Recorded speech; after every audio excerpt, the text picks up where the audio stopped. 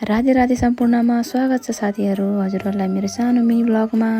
मैले चाहिँ मेरो छोरीहरूलाई स्कुल पठाएर मौसम एकदमै शीतल भएको देखेर खाना नखाइकन पहिला सुरु घाँस काटी निर्णय गरे। मेरो पाडाहरू पनि छन् अनि यता चाहिँ मेरो यहाँ सानो करेसा बारीमा काँक्रो पनि फलेछ अनि चल्ली माउ पनि छ। अब म चाहिँ खेततर्फ लाग्दैछु।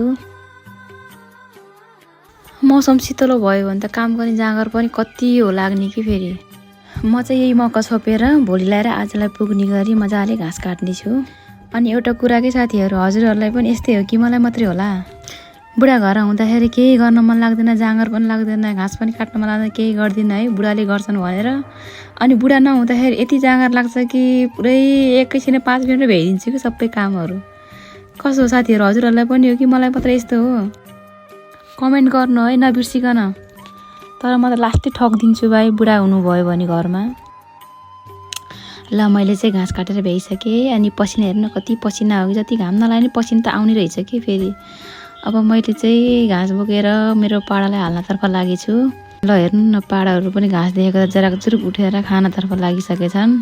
अब उनीहरूको चाहिँ पेट भरे, अब मेरो पनि पेट भर्न पर्यो। म चाहिँ भोजनतर्फ लाग्दैछु साथीहरू। ल खाए ल। आज चाहिँ मैले नानीहरूको नास्तामा सुक्खा रोटी र आलु भुजिया अन्डा भुजिया बनाएकी थिएँ। छोरीहरूलाई पठाएर पनि 2-3टा बचेको थियो रोटी, अनि त्यही भएर मैले भात र रोटी सँगै खान लागेको छु। मलाई चाहिँ भातभन्दा पनि रोटी एकदम मनपर्छ अनि त्यही भएर नि होला मेरो छोरीहरूले पनि रोटी खान्छन् है।